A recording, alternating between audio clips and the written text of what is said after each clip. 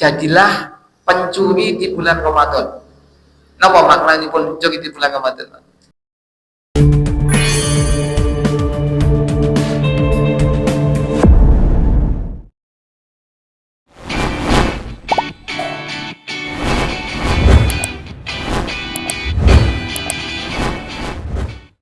Lek awal dewi sekali khataman saja, kemudian di dalam bulan Ramadan yang kondisinya, suasananya, aroma surga, kata semua Pak, boten saged. Terus kinten-kinten wonten sasi menapa melih. Lek awal dewi sekali khataman saja, kemudian di dalam bulan Ramadan yang kondisinya, suasananya, aroma surga, kata semua Pak, boten saged. Terus kinten-kinten wonten sasi menapa melih. Analoginya Pak, menawi kula jenengan sami umroh nopo haji, kemudian pas di pintu Al-Multazam, pintu Ka'bah 1 meter atau 1,5 meter atau 2 meter sholat Pak, sunnah, atau di depan makam Ibrahim. Kok awake dhewe pas sholat Allahu Akbar takbiratul ihram, pikirane sik panenku engko sapa sing manen gitu. Omahku kok sapa sing jaga gitu. Terus mau di tempat mana lagi Wak kita akan bisa khusyuk di dalam sholat kita. Analoginya dados mekaten. Ya. Karena itu Ibu Bapak sekalian, monggo sami-sami kula jenengan sami dipun paringi kesempatan oleh Allah bisa masuk Ramadan ini, kita jadikan bahwasanya para ulama mengatakan menawi kita diberikan kesempatan oleh Allah di bulan Ramadan bisa masuk di bulan Ramadan, bayangkan, pikirkan bahwasanya Ramadan ini seakan-akan sebagai Ramadan yang terakhir buat kita semua. Supados kita itu semangat gitu. Makanya orang itu kalau nemui Ramadan kan macam-macam. Ono sing mesem, ono sing mecep. Ya. Golongan pertama, wah Ramadan meneh. Ya. Golongan yang kedua itu juga macam-macam, sing seneng. Sing pertama meningkat, 10 hari pertama naik, ya. Tilawah Qur'annya 1 hari pertama bulan Ramadan itu sampai 5 juz, 6 juz. Tapi kemudian di hari kedua, hari ketiga, di 10 hari kedua sudah turun bebas, terjun bebas. Ya. Golongan yang ketiga, 10 hari pertama naik, 10 hari kedua turun, 10 hari ketiga naik. Tapi naiknya sing nunggu sing malam-malam ganjil. Baru puasanya para sahabat dan para nabi adalah 10 hari pertama semangat, 10 hari kedua lebih semangat, 10 hari ketiga sangat semangat lagi. Ya, lek kula jenengan sami kinten-kinten sakit nawon Pak. Biasanya 10 Allah itu hanya minta 10 hari saja Pak. Dumateng kula jenengan sami di antara 354 hari. Minta 10 hari saja. Lek sakniki jujur mawon suasana kula jenengan sami teng Indonesia niki di 10 hari menjelang Idul Fitri niku rame napa Pak? Kawin yang mau ya kudune itu permintaan Allah 10 hari terakhir. Kalau di Timur Tengah suasananya Pak, ramenya di masjid luar biasa. Kalau Bapak Ibu sekalian, hari ini ada program etikaf di Ramadan. Ya, itu enggak karu-karuan. Orang berlumba-lumba. Tapi di Indonesia itu uniknya justru putaran ekonomi yang paling tinggi di Indonesia itu adalah di 10 hari terakhir bulan Ramadan. Itu putaran ekonomi yang paling melejit di Indonesia. Itu pakai logika atau pakai keimanan Pak? Iman-iman Pak ya. Dan bagi orang yang beriman, bagaimana kita diminta 10 hari terakhir saja. Makanya Rasulullah itu beda ketika sudah masuk di 10 hari terakhir. Rasulullah mengencangkan ikatan sarungnya. Rasulullah membangunkan istri dan keluarga-keluarganya. Dan Rasulullah mengajak menghidupkan malam-malam. Seakan-akan banyak riwayat yang menceritakan Rasulullah nggak banyak tidur di 10 hari terakhir bulan Ramadan. Ya, sama menawi pacuan kuda atau balapan motor itu biasanya dari garis finish itu tambah gas nopo tambah rem tambah gaspol gitu. Ya sama di Ramadan ini begitu mau finish kita tambah kenceng. Tapi saat ini pun nyedai jangankan 10 hari terakhir, pertengahan Ramadan pun siap-siap pengguan, kemudian apa boleh lah. Ini yang kemudian menjadi menjadi otokritik buat kita semuanya. Makanya monggo ya bahwasanya Ramadan berbeda dengan bulan-bulan yang lainnya. Maka yang pertama keutamaan Ramadan itu menjadikan Allah melebihkan dibandingkan orang-orang yang sekalipun dia mati syahid di jalan Allah. Ini keutamaan Ramadan yang pertama. Mungkin kita perlu ingat, perlu yakini bahwa saya ketika seseorang itu dilebihkan satu Ramadan, ya mungkin satu kali Ramadan, termasuk juga di situ kita dilebihkan dengan amalan-amalan sholat kita, maka Allah ternyata memberikan kelebihan kita dibandingkan dengan orang yang mati syahid sekalipun.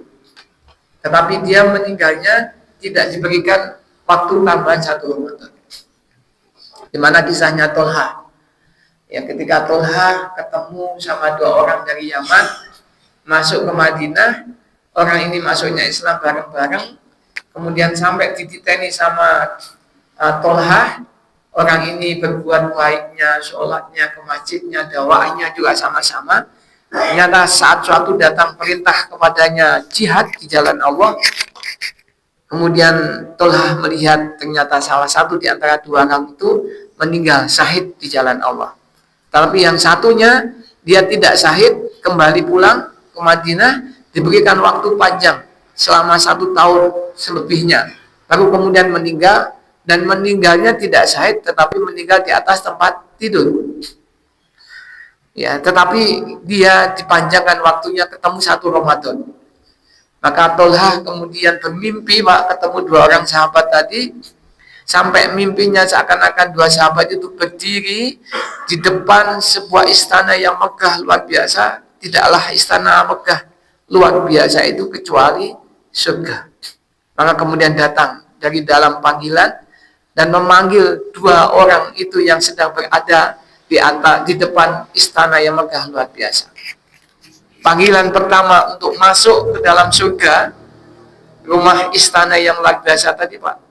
Kinten-kinten menurut jenengan sinten sing dipanggil pertama? Orang yang mati syahid atau orang yang mati di atas tempat tidur? Ternyata yang dipanggil pertama di tempat rumah istana yang megah surga itu bukan orang yang syahid di jalan Allah, tapi orang yang meninggal di atas tempat tidur. Itu, Pak. Lalu kemudian Tolha kaget dan terbangun dari mimpinya, sampai kemudian dia berpikir, oh ini enggak adil. Harusnya yang dipanggil pertama masuk di surganya Allah adalah orang yang syahid di jalan Allah. Tapi kenapa justru orang yang meninggalnya di atas tempat tidur? Lalu kemudian tanya ke sahabat, tidak ada jawaban dari sahabat yang ditanya oleh Tolha yang memuaskan pertanyaan Tolha. Lalu informasi ini terdengar sampai ke telinga Rasulullah Shallallahu Alaihi Wasallam. Lalu Rasulullah mengatakan kepada Tolha, ya Tolha, apa sebenarnya yang menjadikan engkau bingung, engkau risau? Lalu diceritakan 2 sahabat itu. Maka Rasulullah mengatakan, ya Tolha, bukankah satu di antara 2 sahabat yang meninggal di atas tempat tidur itu, dia diberikan 1 tahun umur yang lebih panjang dibandingkan orang yang meninggal di medan jihad tadi? Naam ya Rasulullah, iya Rasulullah. Dan bukankah dia diberikan waktu yang sepanjang 1 tahun itu, berarti dia diberikan 1 Ramadan? Ya Rasulullah. Dan di sekitar 1 Ramadan selama hidupnya itu pun dia juga diberikan 1 tahun sholat yang dia lakukan. Ya Rasulullah, kata Tolha, ketahuilah wahai Tolha, karena dia diberikan dengan 1 Ramadan itulah, dan kemudian dia melakukan sholat kewajiban-kewajibannya, maka sahabat yang dia meninggal di atas tempat tidur itu Allah lebih muliakan dengan jarak yang cukup jauh dari surga yang Allah berikan. Ini Bapak Ibu sekalian keutamaannya. Jadi satu Ramadan yang kita terima ternyata itu dinilai oleh Allah ketika amal-amal Ramadan kita diterima oleh Allah, itu jangan melebihi dari orang yang jihad syahid sekalipun di jalan Allah. Ya. Dalilnya adalah apa yang disampaikan oleh Tolha tadi, di dalam riwayat Tolha tadi. Ini yang pertama Bapak Ibu sekalian. Dan yang kedua, jangan lupa Pak, bahwasanya sesungguhnya tujuan yang paling utama Pak, kata para ulama sepakat, kita dimasukkan oleh Allah di bulan Ramadan itu kenapa Pak? Kenapa tujuan kita dimasukkan oleh Allah di bulan Ramadan Pak? Ya. Kalau kita ingat, kita pengen menjadi orang yang takwa.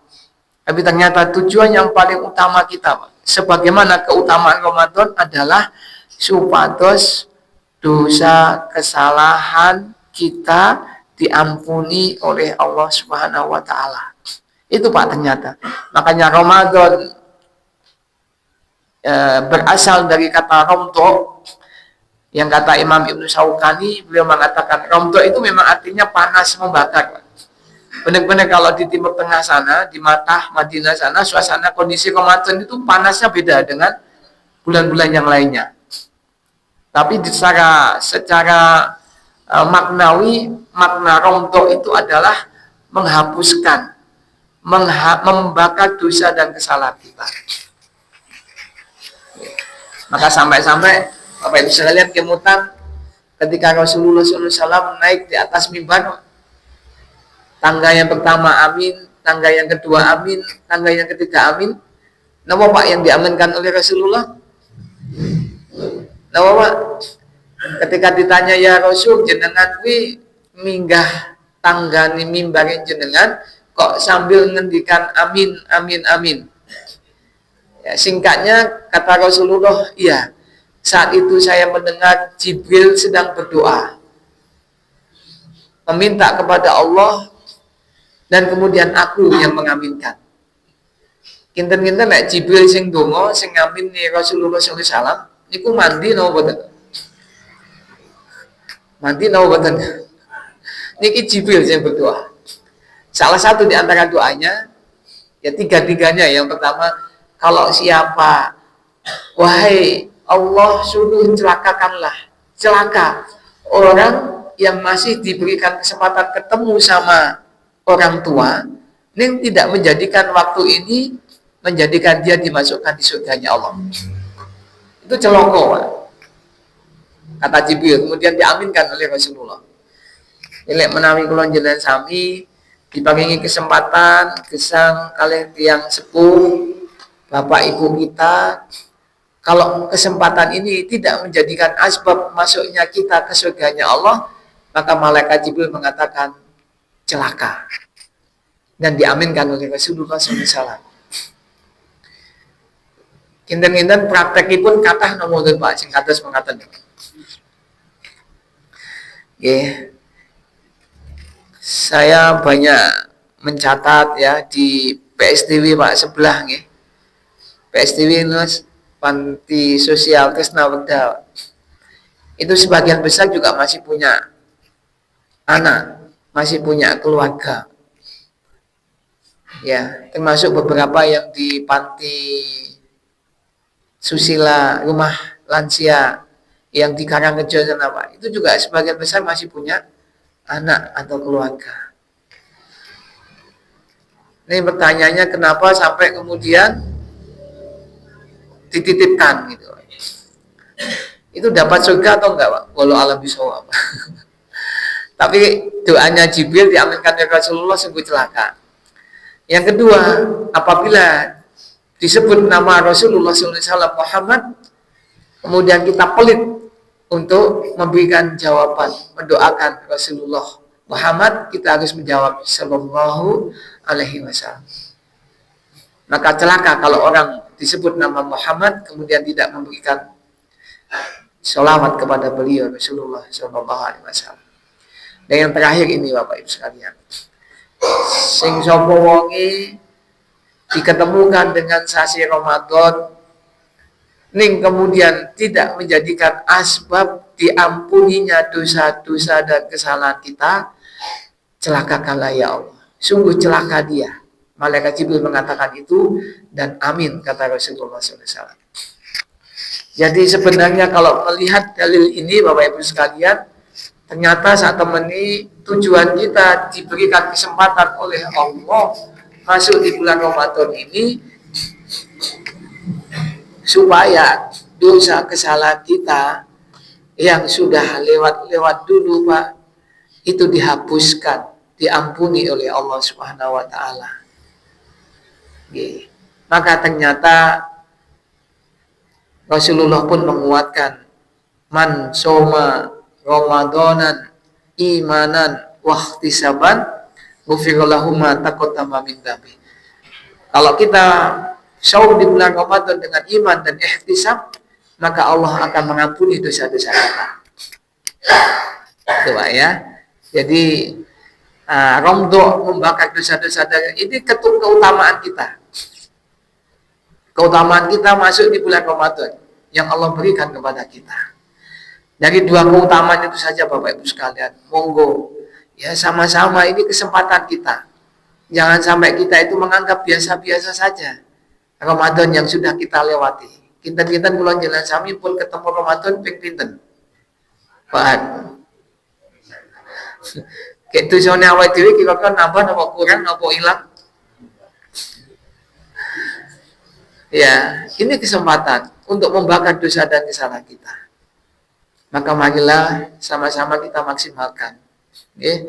Makanya mungkin yang perlu kita lakukan Ibu Bapak sekalian, ya, yang pertama kita ini masuk di Ramadan habis dengan ilmu, Pak. Ya, kita puasa menjalankan ibadah kita di bulan Ramadan ini kita harus punya ilmu. Jadi beda orang masuk Ramadan dengan ilmu dibandingkan dengan orang masuk Ramadan tanpa ilmu. Banyak yang sebelum kita ketahui bagaimana sih sebenarnya kita menjalankan kaifiat fikih-fikihnya di bulan Ramadan. Kadang buka mawon lah, contohnya buka mawon Pak. Nah, kita semuanya berbuka puasa Pak. Biasanya apa yang kita lakukan Pak? Di situ ada sirup macan, ada es teh, ada yang ini ngomongannya sepanganan. Apa yang kita lakukan itu kan ada fikihnya, Pak. Jadi kalau berbuka itu yang pertama kita batalkan dulu, kita minum. Ya, mungkin dengan air putih. Ya, setelah itu kemudian kita berdoa dengan membatalkan puasa itu.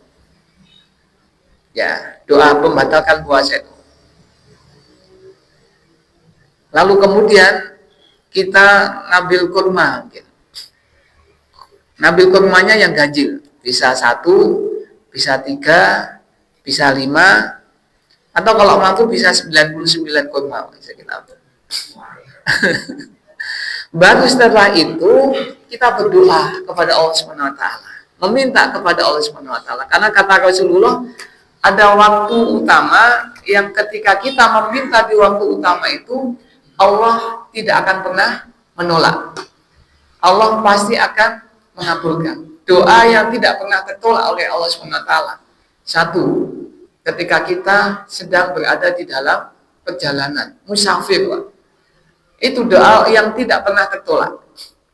Yang kedua, ketika kita terdolimi, ya, kita disakiti, kita didolimi, makanya doanya orang terdolimi itu tidak pernah tertolak. Dan yang ketiga, doa orang yang sedang berbuka berpuasa sampai dia berbuka. Itu doa yang tidak pernah tertolak. Makanya ketika kita berbuka itu ilmunya kita batalkan dulu. Allahumma lakasumtu dan seterusnya itu. Ya, dhahabatu ma'u dan seterusnya sampai kemudian sudah hangus, sudah habis, sudah basah kerongkongan kita basahi, baru kemudian kita membatalkan itu, kemudian kita ambil kurma, kita memohon berdoa kepada Allah.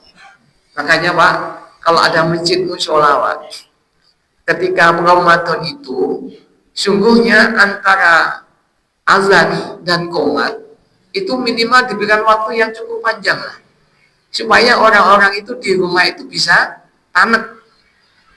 Jangan sampai goro-goro ngejar adzan maghrib kemudian langsung qomat, padahal kita masih membatalkan puasa kita, masih meminta apapun permintaan kita kepada Allah.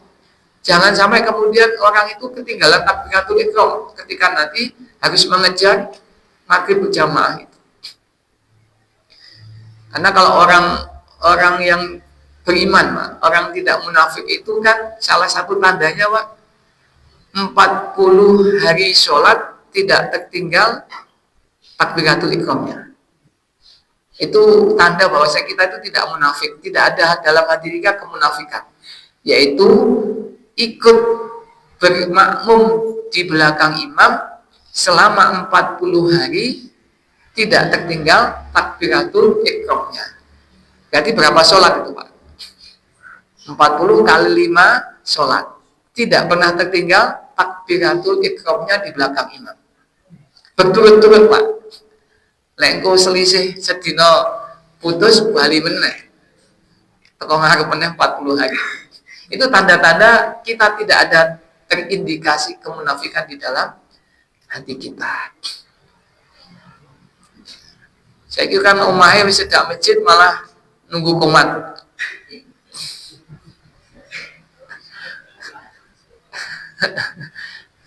Wala alam bisawab ya. Itu ya, jadi ada ilmunya, termasuk sahur. Termasuk sahur ini momentum yang luar biasa, Pak. Ya. Momentum sahur itu adalah waktu yang Allah itu akan melipat gandakan rezeki kita. Karena di situ kita banyak istighfar. Wa asharu yastaghfirun. Di waktu-waktu ashar, sahur, itulah kita diminta untuk banyak-banyak beristighfar. Karena dengan banyaknya istighfar kita di waktu itu, Allah akan menambah, melipat gandakan rezeki kita. Walau alam rezekinya seperti apa. Ya, bukan di kita mungkin, Pak. Ketika kita sahur itu biasanya kalau kita sambil nonton TV, Pak, kita nggak pernah nonton TV. Biasanya siaranin loh, Pak. Makasih boten-boten. Hentikan, tutup itu. Putus dengan api, putus dengan TV. Waktu itu adalah waktu yang paling utama. Makan sahurlah kalian, karena di dalam sahur itu ada keberkahan. Saat ini sahur jam 3.30 dibandingkan dengan makan sahur jam 3.45, lebih utama mana, Pak? Lebih utama mana, Pak, makan sahurnya? Lebih utama yang belakang. Jam 3.45 dengan jam 4 lebih utama mana, Pak? Jam 4. Jam 4 dengan jam 7 lebih utama mana, Pak? Itu ilmu kan begitu ya. Banyak hal yang mungkin banyak belum kita ketahui gitu. Makanya beda orang ketika masuk Ramadan dia mengilmui dengan orang yang masuk Ramadan asal-asalan saja. Ini yang pertama. Ya, yang kedua, jaga hati.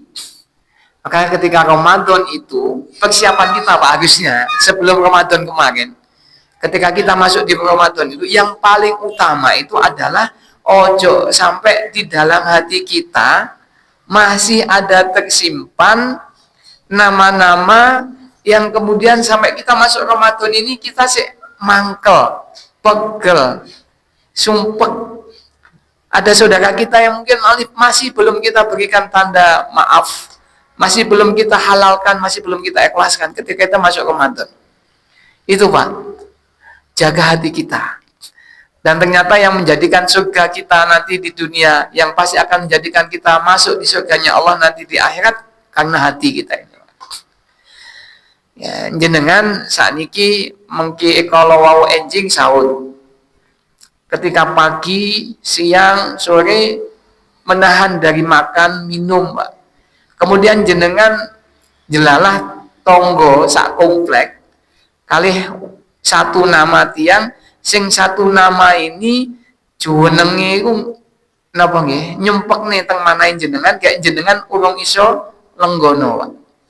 Kayak begitu kemudian jenengan kula jenengan sami nahan lapar dan minum, kemudian ketemu sama si fulan itu Pak, kinten-kinten sik mangkel apa sik iso nahan untuk kemudian tidak marah Pak. Gimana Pak? Lek jenengan wonten nyimpen salah satu nama dari saudara kita yang belum pernah kita halalkan namanya, masih mangkel niati kula jenengan sami Pak. Jenengan poso, kinten-kinten poso niku iso ngilangne mangkel napa mboten? Jenengan ketemu piantun sing panjenengan mangkel itu sik mangkel napa mboten? Walaupun jenengan poso. Makanya persiapan masuk di bulan Ramadan itu harus kita bersihkan itu dulu.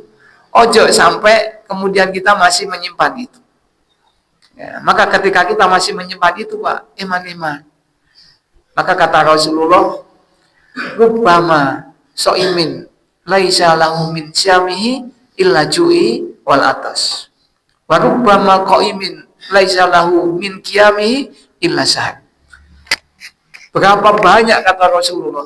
Banyak itu kata kalimatnya kata Rasulullah rubbama. Rubah itu kalau bahasa hadis yang lain itu seperti saat ini banyak para wanita yang dia pakai jilbab tapi seakan-akan dia telanjang. Itu banyaknya saat pinten Pak saat ini. Nah, dan banyaknya orang yang puasa di bulan Ramadan yang ternyata dia tidak mendapatkan apa-apa kecuali lapar dan dahaganya. Itu sebanyak wanita-wanita yang kita lihat hari ini yang pakai jilbab tapi ternyata sesungguhnya dia banyak. Kata nama betul Pak. Nah, itu karena salah satunya tidak persiapan tadi. Dan yang ketiga, Ibu Bapak sekalian, kita kalau merencanakan sesuatu untuk mendapatkan keberkahan Ramadan, rencananya tidak jalan, maka kita cari rencana yang plan B-nya. Jadilah pencuri di bulan Ramadan. Napa maknanya pencuri di bulan Ramadan? Rasulullah mengatakan, sing sapa wonge bisa memberikan berbuka bagi orang yang berpuasa, maka dia mendapatkan pahala puasa orang yang dia berikan berbuka itu, tanpa mengurangi pahala puasanya orang yang kita kasih buka itu. Maka Pak, kalau kita pengen hari ini mungkin satu kali Ramadan saya kok kita dirawasi gitu Pak, maka coba dicari pesantren mana, tanya si santrinya di sini berapa untuk kebutuhan berbuka puasa santri di sini selama 1 bulan itu pinten. Kalau misalkan satu santri saja sekali buka butuh 20.000 misalkan, maka selama 30 hari pinten Pak, 600.000. Saya tanggung satu santri ini berbukanya Pak, pakai uang saya 600.000. Berarti kita sudah mendapatkan satu Ramadan di luar Ramadan yang kita ikuti. Itu pencuri Ramadan. Kalau santrinya jumlahnya 40 Pak, ya 40 kali 30 kali 20. Berarti kita satu Ramadan tetapi sesungguhnya kita mendapatkan tambahan 40 Ramadan. Kinten-kinten sausiane kula njenengan sami kados sak mekaten menika saged napa mboten dapat 40 Ramadan lagi Pak. Ketemu dalan mboten 40 Ramadan. Ternyata itu bisa kita dapatkan ketika kita memberi berbuka, apalagi yang kita beri ini adalah para santri yang hidup di pesantren, yang kegiatan sehari-harinya dia ngaji, dia hafalan Quran, dia terus cari ilmu, Pak. Pahala itu pun juga akan kita dapatkan. Dan kita ingat Pak, pahala satu-satunya pahala dari Allah Subhanahu wa taala yang tidak diapa-apakan sama Allah, itu pahala yang kita lakukan sepanjang bulan Ramadan. Ya. Jadi kalau Rasulullah mengatakan antatruka anil muflis, Pak. Tahukah kalian orang yang muflis, Pak? Jadi orang yang nanti pahala sholatnya dikurangi, pahala haji umrohnya dikurangi, Pak. Tapi satu pahala yang tidak pernah diapa-apakan oleh Allah, yaitu pahala kita di bulan Ramadan. Ya, sehingga ketika mungkin nanti kita pernah zalim kepada orang lain, maka kita harus menghalalkan kezaliman kita nanti di hadapan Allah sampai naudzubillah min dzalik, mungkin kita belum dihalalkan sampai meninggalnya kita lah. Maka untuk membalas kezaliman kita terhadap orang yang kita zalim itu bukan pahala yang Allah berikan dari pahala amal-amal kita di sepanjang Ramadan. Dalilnya apa, Pak? Karena Allah sudah mengatakan as-saumuli wa ana ajzibi. Puasanya hambaku di bulan Ramadan ini adalah untukku. Aku nanti akan membalasnya. Dan balasan ini tidak untuk siapa-siapa, khusus untuk Allah. Ini bagus sekali. Maka pahala yang kita dapatkan di bulan Ramadan ini bukan main-main. Pahala yang luar biasa. Maka karena itu, monggo mumpung kita masih diberikan kesempatan, targetkan masing-masing kita. Kinten-kinten badi pikantuk berapa kali Ramadan terserah kita. Maka persiapannya juga seperti itu. Ya, ini Bapak Ibu sekalian, kinten-kinten khatamnya kita di bulan Ramadan ini sampai ping pinten, Pak? Targetnya, Pak. 5 kali, 6 kali. Ya, ojo sampai mboten khatam lah ini. Nggih. Ojo sampai mboten khatam. Ya, karena Ramadan sunah-sunahnya ya, bahkan banyak riwayat itu mempersedikit kajian tapi memperbanyak tadarus Quran. Itu Ramadan. Ojo sampai mboten khatam. Walaupun masih terbata-bata, Pak, tapi nanti kan dengan semangat ya akan tekonggon juga gitu ya. Nggih, Bapak pilih mengatakan Bapak Ibu sekalian, sama-sama kita semangat ya, mudah-mudahan Allah berikan kekuatan kepada kita semuanya sehingga kemudian kita sampai nanti bisa menyelesaikan Ramadan kita dan diterima amal-amal Ramadan kita oleh Allah Subhanahu wa taala. Aku qouli hada subhanakallahumma wa bihamdika asyhadu an la ilaha illa anta astaghfiruka wa atubu ilaik. Wabillahi taufik wal hidayah. Wassalamualaikum warahmatullahi wabarakatuh.